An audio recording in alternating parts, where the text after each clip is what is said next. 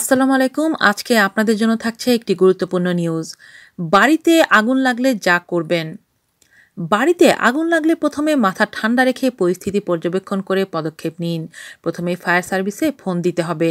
রান্নাঘরে সবসময় একটি বালতিতে বালু ভরে রাখুন, আগুনে কাজে লাগবে। বাড়িতে রান্নাঘরের কাছাকাছি অন্য ঘরের সংযোগস্থলে ফায়ার অ্যালার্ম লাগান, অর্থাৎ স্ট্রোক ডিটেক্টর লাগান। আগুন লাগলে চিৎকার করে সবাইকে জানান দিন। বের হতে হতে চিৎকার করতে থাকুন, আগুন আগুন বলে। এটা ভয়ের চিৎকার না, সতর্কতার চিৎকার। এ সময় কোনো মূল্যবান জিনিস সংগ্রহের চেষ্টা করবেন না। তা যত মূল্যবানই হোক না কেন, আপনি ও আপনার পরিবারের সদস্যদের জীবনই এই সময় সর্বাপেক্ষা জরুরি। 1 সেকেন্ড সময়ও মূল্যবান।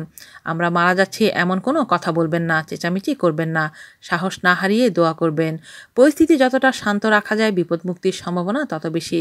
আপনার গায়ে আগুন লেগে গেলে মনে রাখবেন, কোনো অবস্থায় দৌড়াবেন না, এমনকি সামনে পানির বালতি থাকলেও না। থামুন, গড়িয়ে গড়িয়ে যেদিকে যেতে চান সেদিকে যান। নাক কাপড় দিয়ে ঢাকুন। হাতের কাছে পানি থাকলে কাপড় ভিজিয়ে নিন। এরপর সিঁড়িতে গেলে যদি ধোঁয়া দেখতে পান তাহলে কখনো উপরে উঠবেন না। ছাদে যাওয়ার চেষ্টা করবেন না। ধোঁয়া বাতাসের থেকে হালকা, তাই তা উপরের দিকে উঠে। সেটা ইনহেল করে আপনি প্রথমে বেহুশ হয়ে যাবেন, তারপর অজ্ঞান অবস্থায় মারা যাবেন। যদি সিঁড়ি দিয়ে নামা বিপজ্জনক হয় তবে বারান্দা বা জানালার কাছে চলে যাবেন।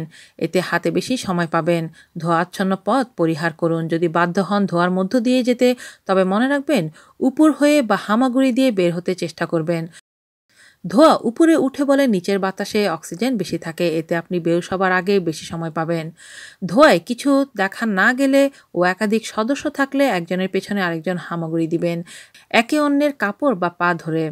সাহসী ও বিপদে দিশেহারা হন না এমন কেউ নেতৃত্ব দিবেন। কেউ কিছুক্ষণ পরে পরে সান্ত্বনা দেবেন, আমরা ঠিক আছি, সব ঠিক হয়ে যাবে ইনশাল্লাহ, এমনটা বলতে থাকবেন।